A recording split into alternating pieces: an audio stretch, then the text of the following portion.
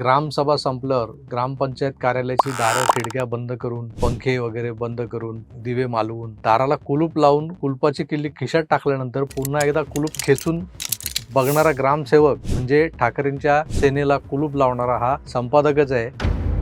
हे मला वाटतं परवाच्या त्या मोहित कंबोजच्या मुलीच्या बर्थडे पार्टीत आदित्यला समजलेलं असावं. आता जे जगाला शहाणे करून सोडतात त्यांनीच ठाकरेंवर अनुग्रह करायला घेतल्यानंतर ठाकरे हे शहाणे होणारच आहेत. त्याचा पहिला फटका, या शहाणपणाचा किंवा शहाणे झाल्यानंतरचा पहिला फटका जर कुणाला बसलाय तर तो संजय राऊतांना बसणार आहे. नाशिक महानगरपालिकेच्या निवडणुकीतही ठाकरे ब्रँडचा बँड बाजा वाजेल, असा जोर जोरात वाजेल असं वातावरण निर्माण झालं होतं आणि वाटत होतं. पण तसं असताना निव्वळ राऊतांच्या मिसमॅनेजमेंटमुळे किंवा सेना संपवणं या सुपारीचं शेवटचं खांड बाकी असल्यामुळे हे सगळं त्यांनी ब्रँडचा बँड वाजू दिला. हे आता तपासाअंती उघड झालंय आणि तपास करणारी जी काही यंत्रणा आहे ती फार मोठी यंत्रणा आहे आणि त्या यंत्रणेने दिलेला रिपोर्ट आदित्य ठाकरेंपर्यंत पोहोचल्यामुळे आदित्य ठाकरेंनी संजय राऊतांकडून नाशिकची जबाबदारी काढून घेत एक पूर्वाश्रमीचे जुने असे ज्येष्ठचे शिवसैनिक माजी आमदार रवींद्र मिरलेकर यांना नाशिकचा भार सोपवला असं समजतं.